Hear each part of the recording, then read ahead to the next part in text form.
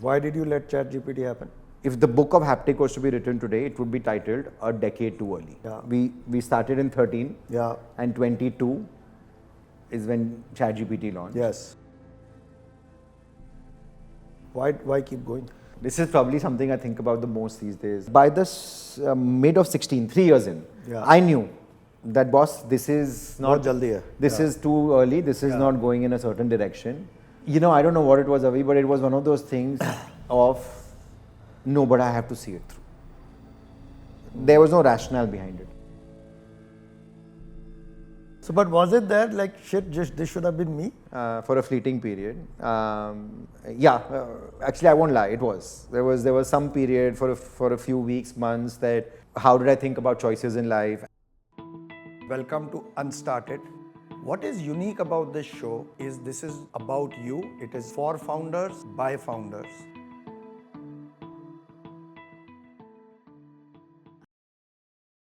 Hello and welcome to another episode of Unstarted.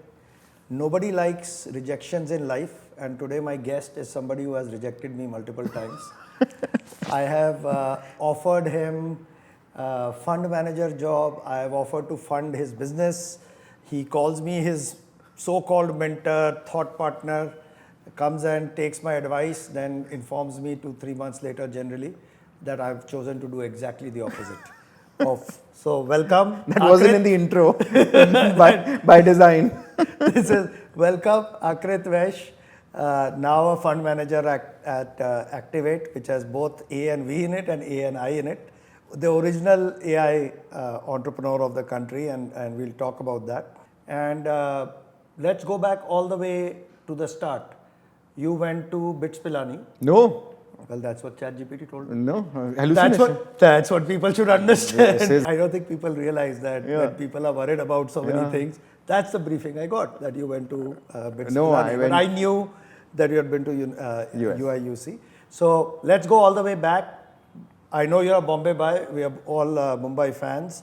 You're a co-founder of the Tech Entrepreneurs Association of Mumbai. Yeah. Very excited about the energy you guys brought back. So we'll talk about that as well. Let's start with you. All the way back, what's the family background? How did you get started? So I grew up in Bombay, in Juhu. And then for undergrad went to UIUC, Urbana Champaign. You know, when I went to UIUC, at that point, it was like, okay, look, good engineering college, we'll see what happens. But little did I know that, you know, and I have to plug my college here, you know, UIUC has some of the most illustrious pedigree when it comes to tech companies. Yeah. So, Mark Andreessen is an alumni. Siebel is an alumni. Larry Ellison dropped out from UIUC. Max Levchin, one of the founders of PayPal, is UIUC. And actually the initial first few engineers Max hired from UIUC, a lot of who went on to become PayPal Mafia. It has an outstanding computer science department. Let's back up. What was the family background growing up here? Family business. Okay. So my... are you one of those, I am the most educated member of my family? I think so. Okay. I think so. Never thought of it that way, but it turns out. Also, we are a small family. I'm an only child. My parents realized after they had one that this is amazing.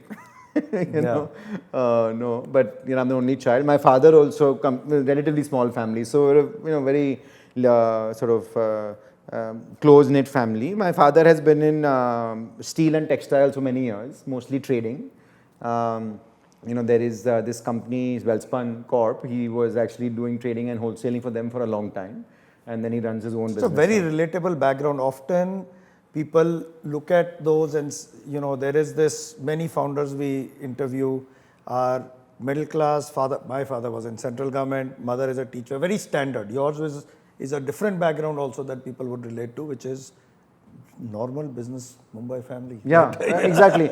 I would say no like crazy story. Yeah. Normal business family, grew up in Juhu, went to Jamnabai, content, happy, did a holiday every year, you know, came back. Had lots of friends, you know, in the social scene of Mumbai. And look, I think to be fair, I think slight difference and where I guess that match comes is my father and parents were very open to whatever I wanted to do. Yeah. He never really had a thing, okay, listen, come do this business or you're supposed to do that. He said, if you choose to, then great, we'll see what that means. So when I went to the US with that mindset, I sort of went with a very okay, look, we'll see what that means. Also, I was graduating in 2008 and 7 and 8 was the financial crisis. Correct. In the US. So things were quite crazy. So at a point I was like, okay, listen, maybe I may want to do investment banking because it was cool. Yeah, secure job. Huh. But until it wasn't. Suddenly, when all the investment banking jobs vanished, Silicon Valley came calling. Yeah. And because of this pedigree that the college had, I got a job at a startup right out of college, off to the Bay Area. Moved to San Francisco. Only person amongst my closest friend circle in UIUC. Most people would stay in Chicago or then New York to a great degree. So I ended up moving to the Bay Area and got involved with this startup, and I guess rest is what followed from there. Interesting. When we have this debate. When did you start your company? Haptic? Yeah. 2013. When I was 27. So 2013, and until then you worked at this place? Until then I was here. I moved back and I continued working for this company while I was here. Yeah. So it was a landing pad. And what did Haptic do? What did Haptic do? Haptic was an AI chatbot business. Why did you let ChatGPT happen? Because isn't you rejected me and you did not give me $500 million that was needed to build an AI chatbot company from India. Yeah. In all seriousness, technology wasn't ready, right? Technology wasn't ready. Also, we were talking about this earlier.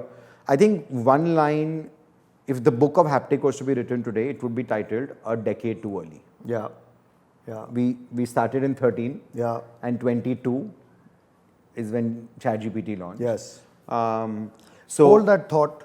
So we have a question here. We have promised people we'll take questions along this. Knowing your timing, how can founders assess whether they are early, late, or correctly timed for a market opportunity, especially in rapidly evolving sectors? Sounds like it's been written for your story. But how can you know in that moment? How did you? I remember when I spoke to you, even at that time, maybe around 16, 17. Yeah. You may have been the first one. I know machine learning you would have used. You may have used the term AI even then. I think 2011, 2012, why did you think you'll make an AI chatbot company? 2012, summer, there was a London Olympics going on. The startup I was working for, we had expanded the business, and my CEO that time, thinking that I'm a hardworking high agency person, shipped me to London for a few weeks, saying, hey, listen, go help the team, our culture, set it up. So I was in this summer London there. For whatever reason, Amazon decided to make Alexa the centerpiece of the London Olympics campaign. Interesting.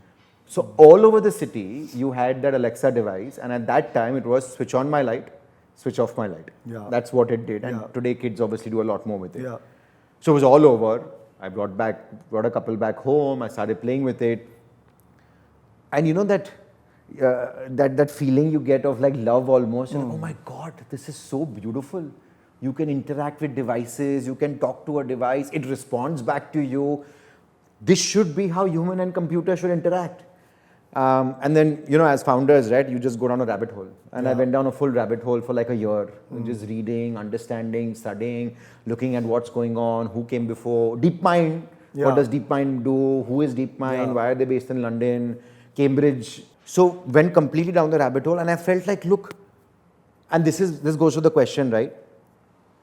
I came away from that period thinking, this will happen. This will happen. Yeah. This should happen. Yeah. It's inevitable. Yeah. At some point or the other, somebody is going to be able to get there, right? And as, call it, cracked or crazy ambitious all of us are at that age, I will do it. Yeah. That was the thought.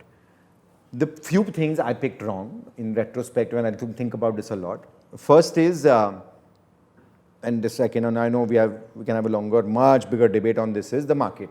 Yeah. 23, 24, 25, 26 is a whole different era, but imagine 2012, 2013 trying to do deep tech. our GDP, economy, the structures weren't in place. Imagine doing internet company in 2000. Exactly. That's what I was saying, right? Like I'm sure there's so many Decades parallels. off. Yeah. Decades off, right? Deep tech, AI, you're going to build neural networks sitting out of India. Yeah. But it was related to the mission. See, I wanted to, and I thought of Alexa, and I saw Alexa, and I saw Google Assistant. I wanted to build a product like that for India. Yeah. So one, I got the market wrong. And the second, Abhi, I didn't realize at that point the type of R&D required to potentially get that right. Like completely missed the boat on that. Because we were interacting with Alexa every day, we felt it's there. And we felt that, look, ultimately we will build on top of some of these foundation models at that time, the Alexas, the Googles. But we think it's going to get there. It's only maybe a few months, a few years away. We just didn't anticipate the amount where technology was, and that we got completely wrong, along with, of course, the market. So, important one that pointing that I have learned this the hard way with Bazi also, market timing does matter. But the reality is 1 or 2 years into it, you know your timing is off. Why keep going? I, by the way, at Bazi, I wouldn't be employable. I would have no option. I had money in the bank, so there was no option but to keep going. Did you keep going? What a great question. This is probably something I think about the most these days. And I'll give you the exact month and time where we had that optionality, right? 13 I started. You're right. By maybe not 1 or 2 years, by the mid of 16, 3 years in, I knew that, boss, this is not, this is too early. This is not going in a certain direction. You know, I don't know what it was, Avi, but it was one of those things of, no, but I have to see it through. There was no rationale behind it. I don't think there was a calculated, you did a pros, cons list of, okay, this is pro. It was just like, no, I have to see it through. I have to see it somewhere. I don't know what that see it through means.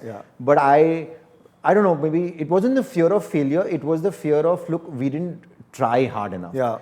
I remember I had told my co-founder during those days, there's one line I clearly remember, which was that, मैं जान लगा दूंगा. You know, कुछ करेंगे, like we'll get it somewhere, right? We'll make sure that something comes out of it. It doesn't feel like it's worth giving up on this mission today. And that something turned out to be that few years later we pivoted and that acquisition, you know. That and you sold to Reliance. But, you know, because people ask me, why did you persist? Did you sell too early? Whatever. I think you have to be true to your character. And if I see your character, even after you sold to Reliance, you stuck it out. And I still remember asking you, kab chhodega? And you said, मैंने कुछ commitments किए, I have to see it. I remember with AI mission, we'll talk about how that happened. But so, I think that's fine. So, one founder though, the question, this is how much of it is ego, how much of it is rationality. You can debate this till the cows come home. Do what you feel is right. Because it is also character building. One founder said, मेरे को हारना नहीं था.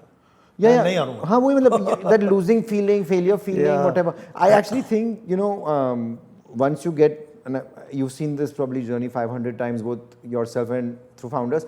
I think by this time today, right, at this stage and age, I think you become a lot more comfortable in your skin. Yes. Like today, I'm very okay saying this is how I am. Yeah. I am extremely obsessed about my mission. Yeah. So mission over everything else. Yeah. I hate losing. Yeah. I want to win. Even if that victory means like it's a second or a third place finish, I will. I don't like coming last. Yeah. And I don't like losing at all. Until that happens, I'll give it my all. Yeah. Nothing else matters. Then it's blinkers on. But you have that clarity because of these journeys. Yes. So what I'm telling people is it's okay. Absolutely. You know, if you feel it's going back to the question, if it is too early, too late, but if you feel you're still, I think it is still the shower test.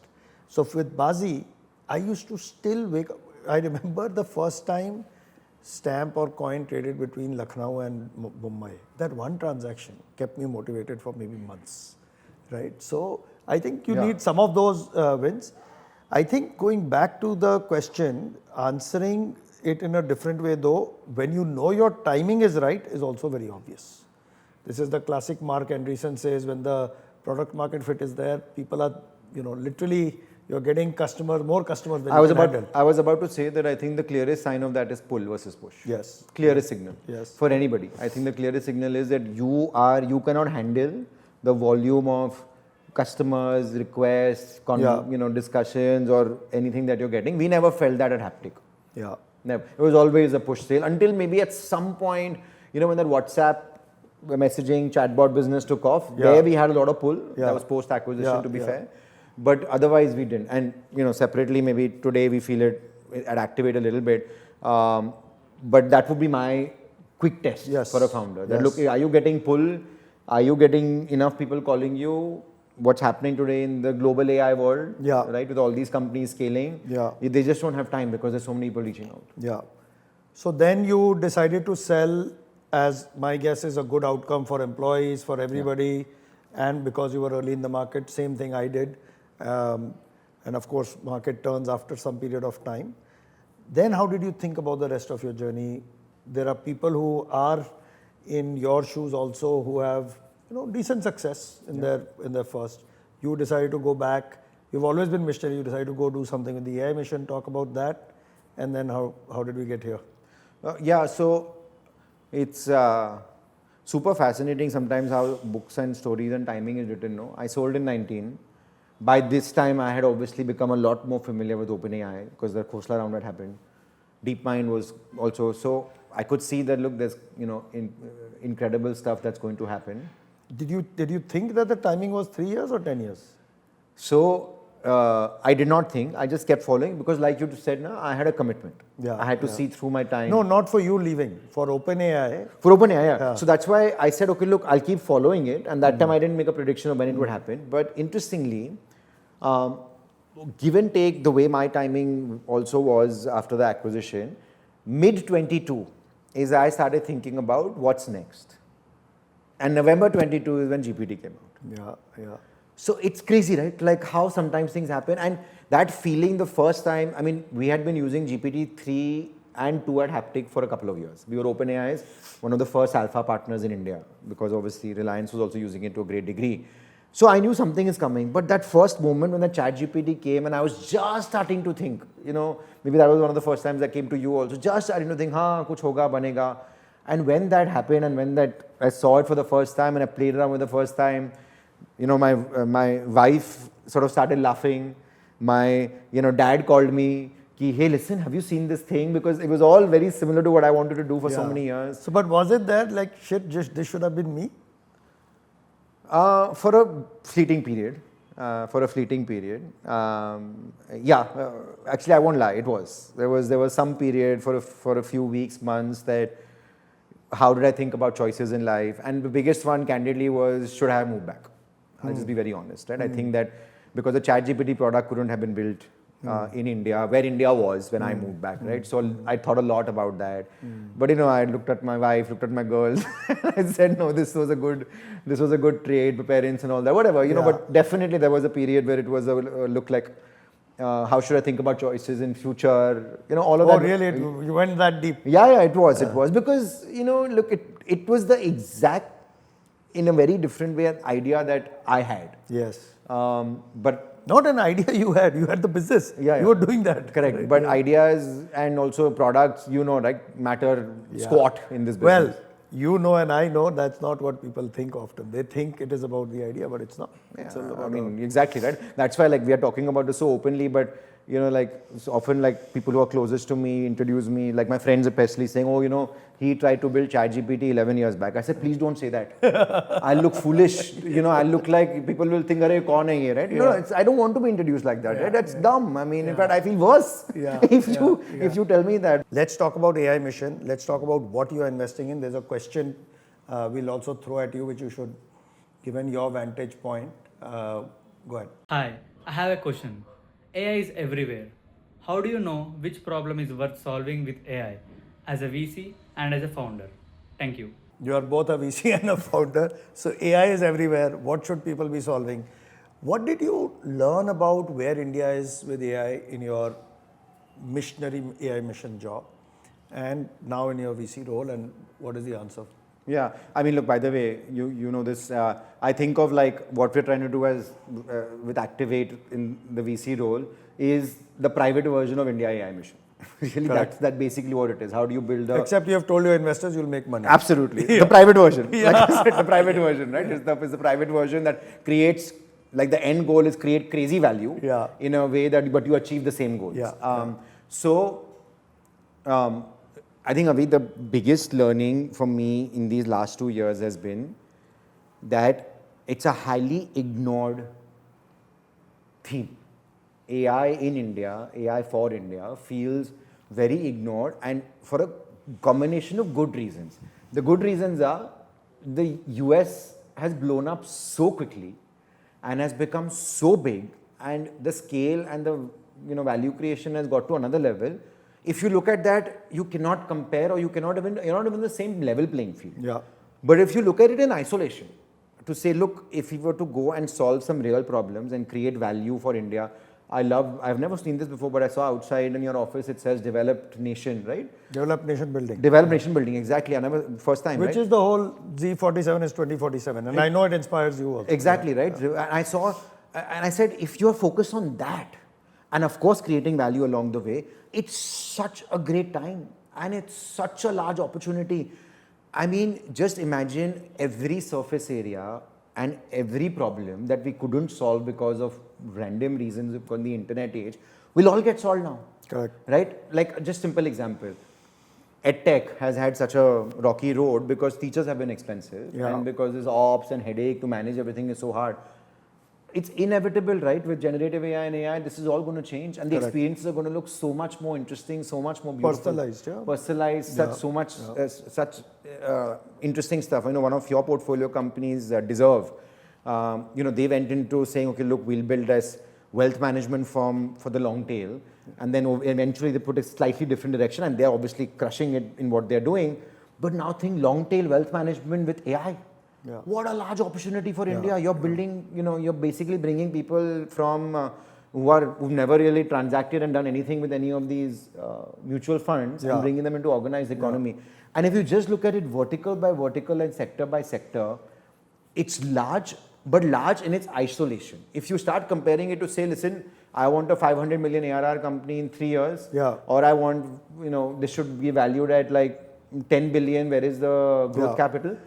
So we will come back to the size of the outcomes, but going back to separating the signal from the noise, and so much has changed even in the last 3-4 months. We put a podcast out there where we spoke about the fact that December 25 people don't realize, but this auto coding codex is that suddenly every day there's a release because agents are coding, right? So things have moved to such a fast level. Let's focus on how does one think about where to build? Yeah. So you said verticals, sectors, long tail. Let's step back and say, would you build something horizontal? And let's separate enterprise and consumer. So because you have such a vantage point, you can, and I'm sure you have a thesis. I'll give you. Please tell the audience. Laws of businesses are laws of businesses, is some famous man said once. Just because AI is a new technology, the fundamentals of how you go about building a business don't change. What you must have told me the first time I met you, what you have been telling everybody, and what I am telling everybody now, start with a problem that you deeply understand.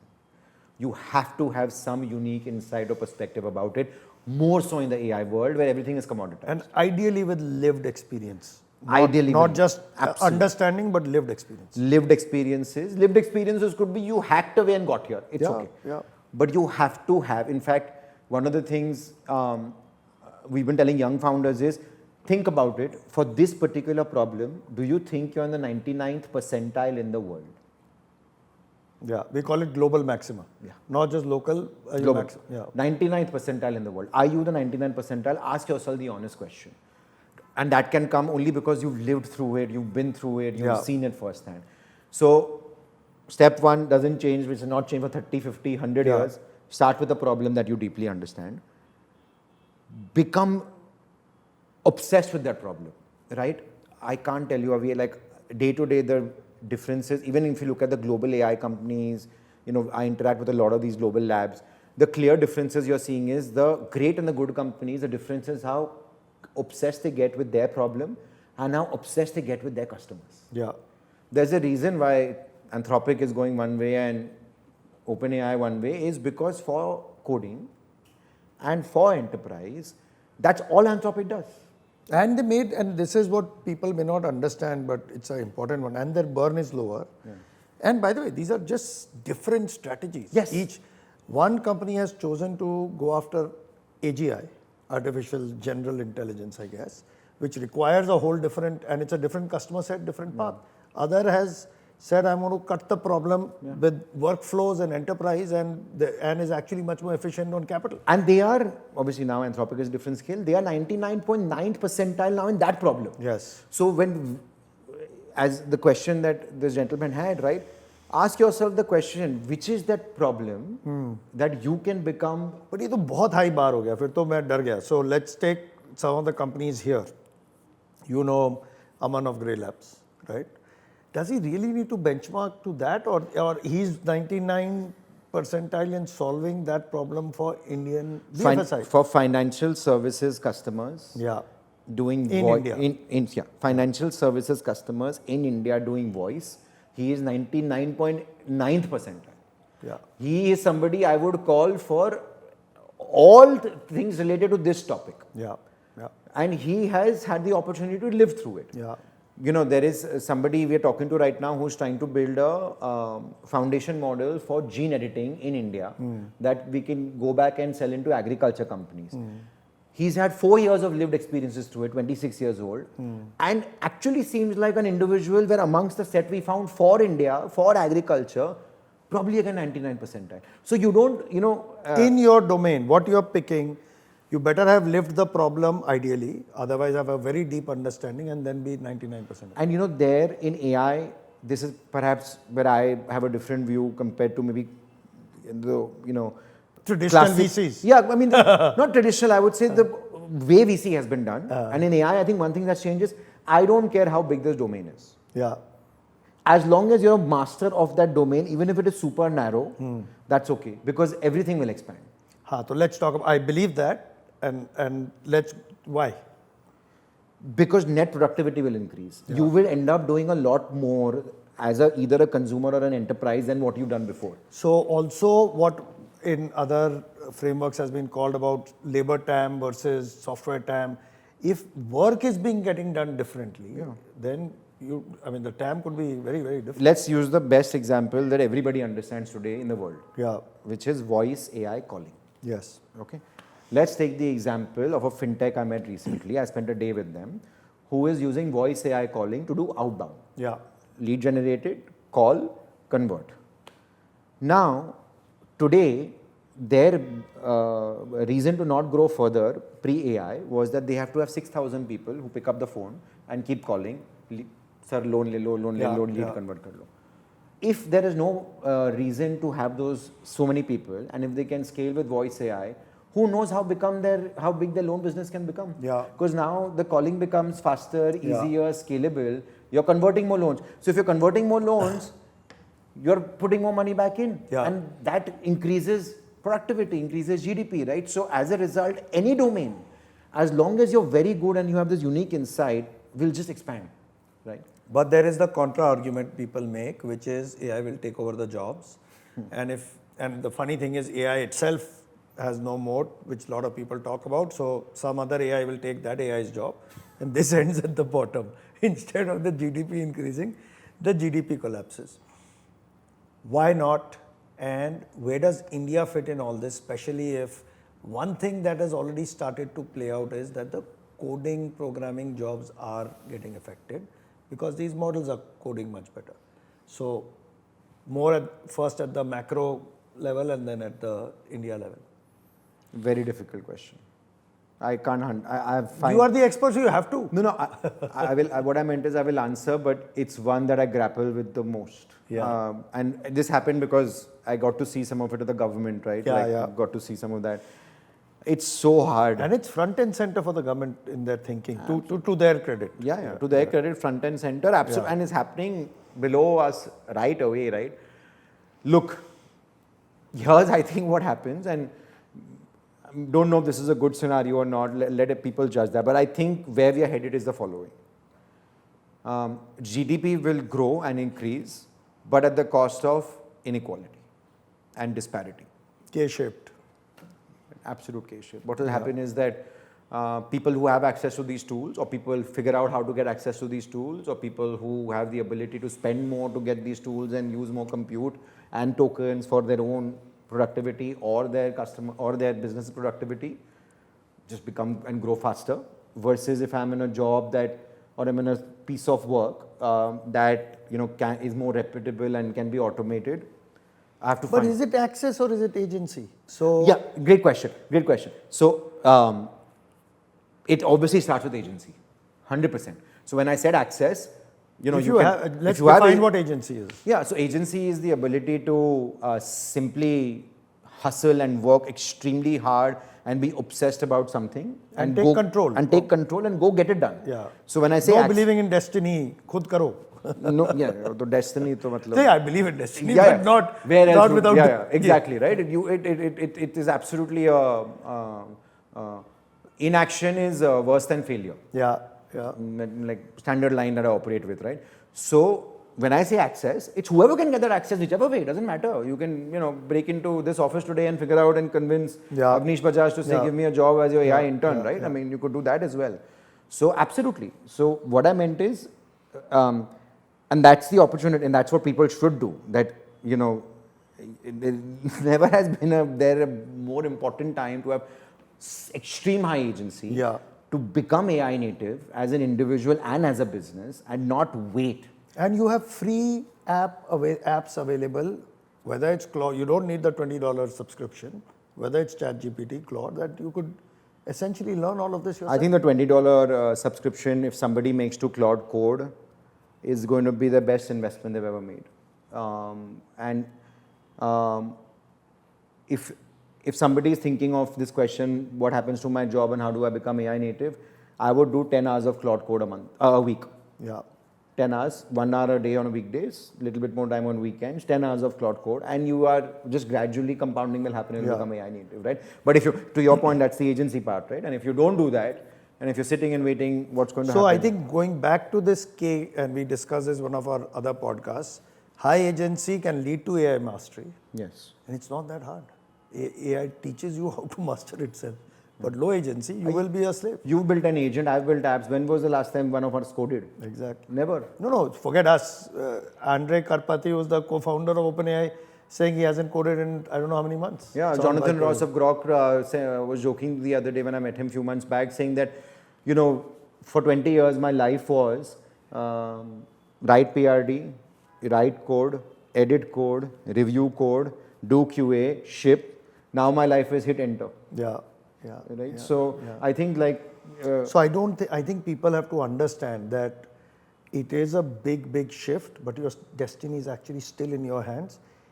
In fact, even more so than before, right? And we were discussing before this podcast, there are no geographic boundaries to being able to access ChatGPT. There are geographic boundaries to be able to go to good colleges and SEC, socio-economic class boundaries. So in some ways, it is a great access, and you can take full control of your life. 100%. And the positive optimist side of all of this is that is why, what is it, India is the second largest market for all these guys now. Yeah, So I think 16% of OpenAI's inferencing GPU capacity comes from India. 16% of inferencing. Meaning we are using that much of there. Wow. 16%, second largest market, Yeah. right? But by the way, everybody around me, whether it's in everybody is using it. Yeah, So and it's same amazing. goes with, I think Claude also, I think second largest market in some sectors, third largest in some sectors. Yeah. So the optimist says that's already happening. I still, and that K-shape, high agency, excellent framework. All I am just trying to call out and I guess call it a warning bell is do more. Yeah. Right? Like it's still not to the degree that we would want it to be. Like everybody can do a lot more, more than just ask questions about like, oh, what happened, make me a travel itinerary, all that is Yeah. okay. But do stuff, build stuff, right? And for people who are not technical, even for people who are not technical, whatever is a daily workflow for you, build it for yourself. Somebody else asked, shopping करना है आपको, आप उसका बना दो. ये मत पूछो कि where can I go and shop, but actually say create a shopping list for me and then maybe a weekly grocery list or whatever. Just start.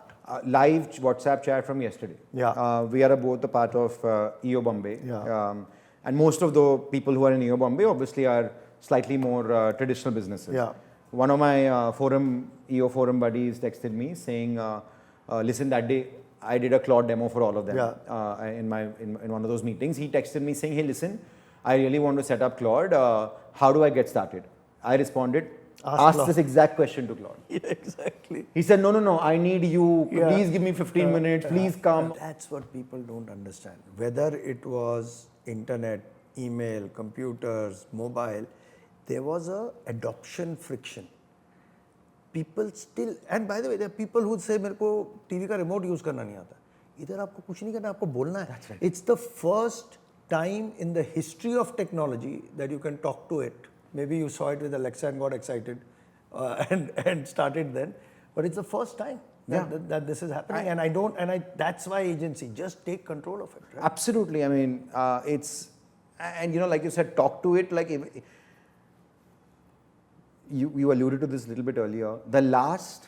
This end 25 period, October, November, December of 25, I actually feel was as big a jump or even bigger a jump in the AI revolution as was November 22. Yeah. I think ChatGPT gave us a bit of a tease.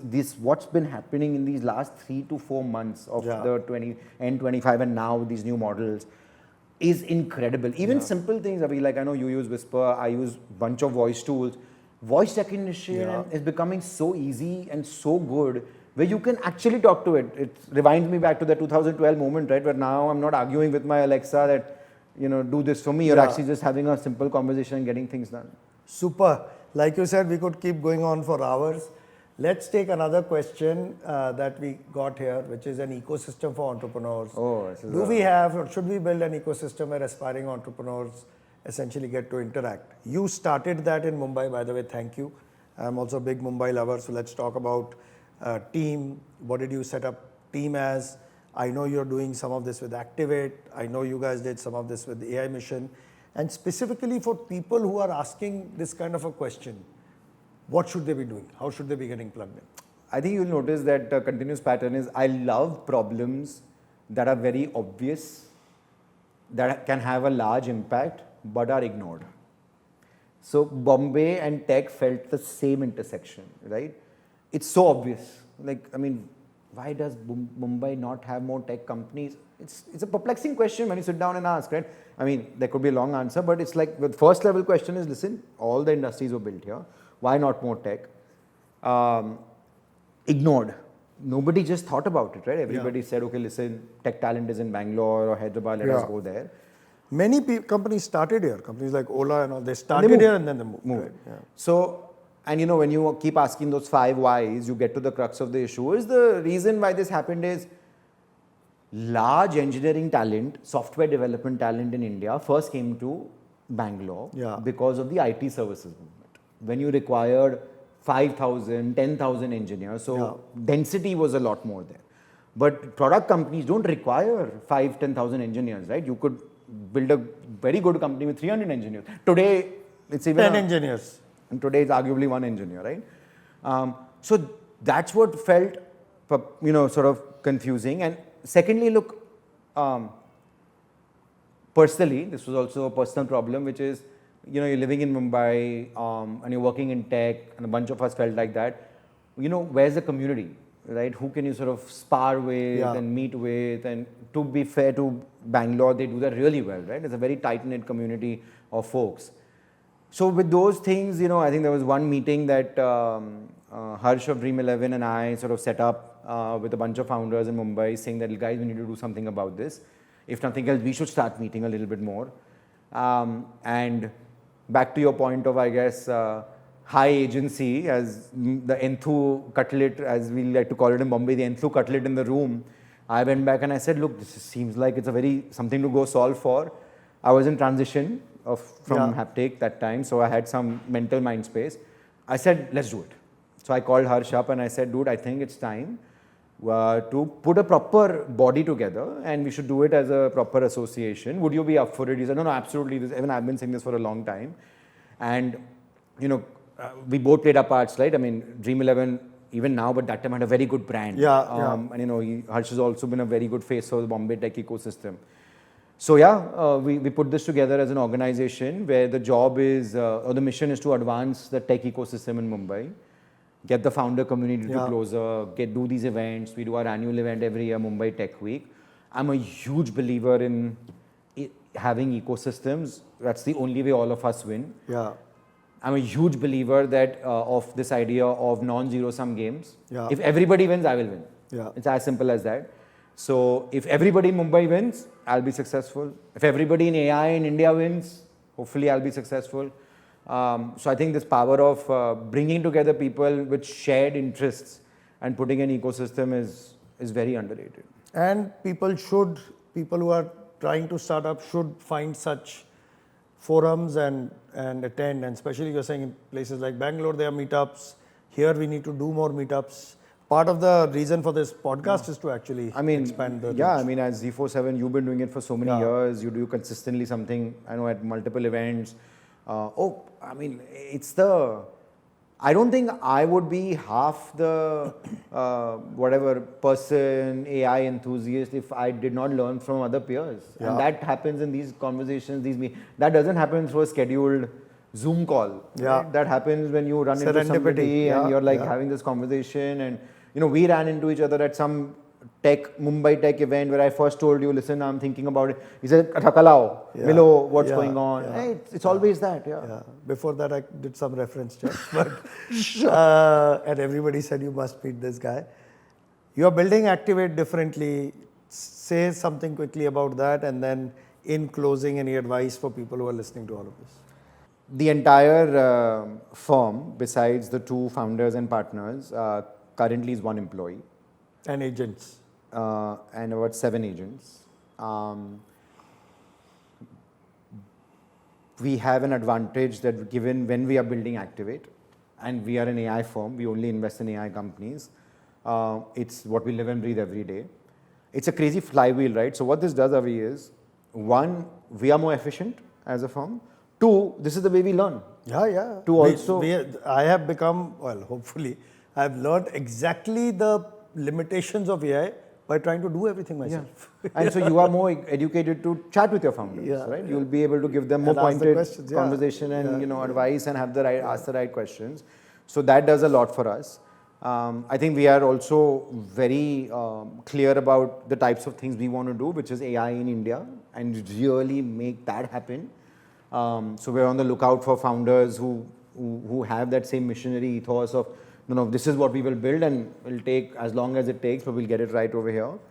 Our entire CRM at Activate is fully built by us. So $0 spent on buying SaaS tools. So today, right now, if I actually picked up something in our conversation, I'm going to go outside, tell Claude, hey, please make this change to the CRM at this field. It'll be done by the time tomorrow morning. Which field was this? What did you pick up? It's an AI native firm that invests in AI. And the funniest way I think about this is what's been happening with us for a few months. So since December, every 2 weeks, Pratyush, who's my co-founder, and I will one day on our call be like, there's too much work. We can't do this now anymore. We have to hire and we have to get people. Ho gaya abhi AI jitna kar sakte the. And we have the one employee that we have. We'll tell her, hey, listen, here's a JD, founder's office, something. Put it out and go find somebody. In 2 weeks, by the time she gets us the first set of people to talk to, you would have agentified that. We have task. automated that task. Yeah. And that is why I'm realizing this period that we just followed, it just keeps happening. Yeah. Every few weeks, you're just becoming, these models are becoming better. So people should be doing the same. What's your advice to aspiring entrepreneurs? Oh my God, it's the only advice. No advice. Do agency, like I said. I say this at the top of my voice like every day, at least 7 or 8 times. Not only to founders, anybody, right? People, family, one becomes like the nodal point for. You are the expert. Tell me what's happening. Come tell me. Tell me now. It's just like, no. First you tell me, have you used it? Yes. And have you built something? Yes. Show me what you built. Then I will tell you that. And then questions stop. And then it's the only way to do it. Superb. So that's the advice to everybody. Adopt it, use it, and then the rest will follow. Mr. Activate, Mr. Aakrit, great to have you here. Thank you so much for everything you have done, even in your previous life, and all the best. Thank you Lots so to much. ahead. Thank you for having me, Avi. This was lovely. And lots to activate and get inspired by. Cheers. Thank you. You're watching Z47 Moments, the podcast by India's oldest venture capital firm, Z47. If you like this episode, consider hitting the subscribe button and the bell icon so you never miss an update from Z47 Moments.